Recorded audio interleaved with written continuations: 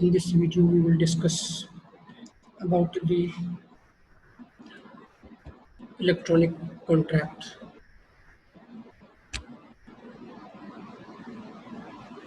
Electronic electronic contract is a modeled, specified, executed, and deployed by a software system. The electronic contracts are conceptually very similar to traditional paper-based commercial contracts. The vendor present their products, prices, and terms to the prospective buyers. Buyers consider their options, negotiate price and terms uh, where possible, place orders and make payments. Then vendors deliver the purchased product, and nevertheless, because of the ways in which it differs from the traditional commerce, electronic commerce raises some new and interesting technical and legal challenges. With the legal framework relating to e-contract.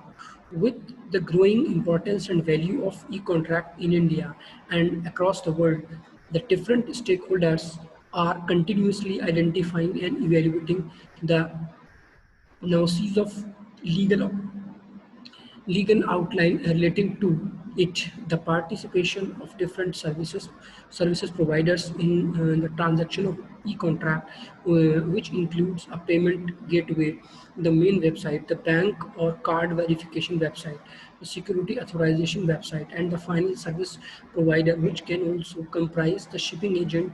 He has made e-contract business more complex. Therefore, need for amendable it has augmented in India till there are no definite legislation or guidelines protecting the buyers or sellers from the goods and services over the electronic medium.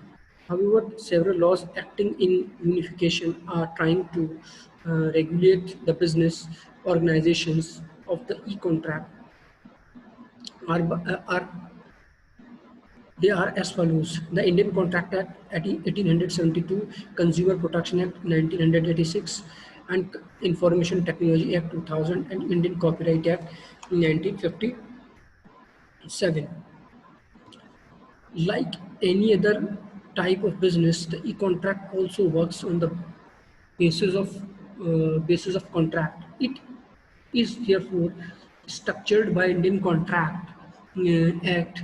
Any valid and legal contract can be designed, completed, and forced as the party replace paper document with electronic parallels, and the contract are moved in between and service providers and sellers and buyers.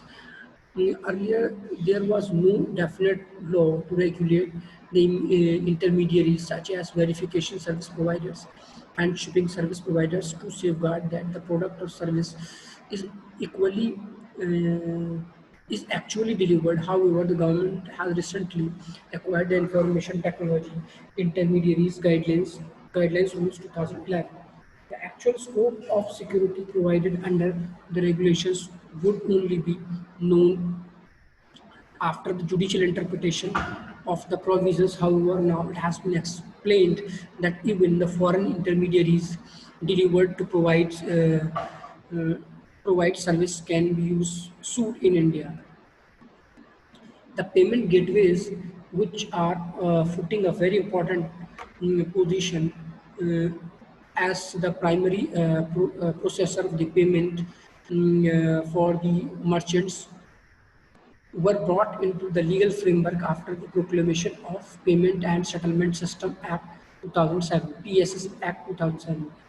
PSS Act 2007, as well as the Payment and Settlement System Regulation 2008, made under the Act and came into effect from August 2008. Further, the Reserve Bank of India issued additional guidelines initiating such gateways uh, and the payment and processors to register under the said Act. The authority of transaction of the e-contract is established under the Information Technology Act 2000. It explains how reasonable mode of acceptance of offer. The IT Act 2000 also all rules also revocation and revocation of offer and acceptance. However, the definite provisions that regulate the e-contract transactions conducted over the internet, mobile phones are vague, with minimum cross border transaction also being conducted over the internet. Specific law guarding the Indian customers and Indian businesses are essential, and Indian laws are gravely insufficient on this issue. In a bid to safeguard the security, the government has made digital signature necessary in several e-contract transactions, mainly in government to government, G2G, and government to business framework, with a view to safeguarding the identity of the transaction parties. The e-contract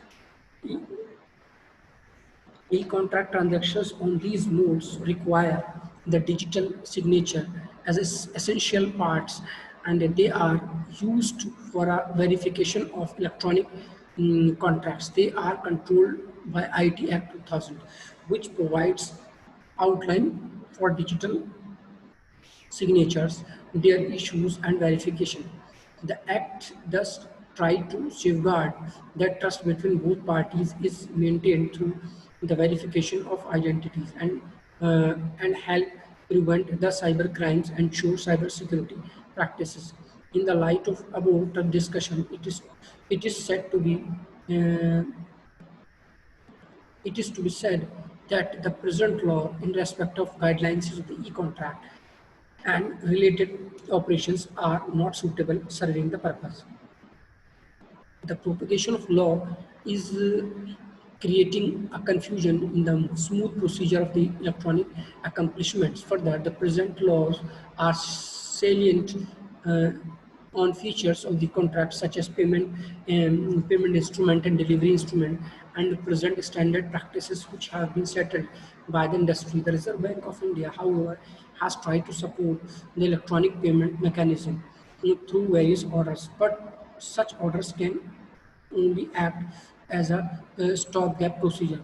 The most important order in this regard was the application of second factor verification in all Indian payment gateways, the commonly recognized as a verified by Visa or MasterCard secure code. This had made card transactions on internet moderately more secure.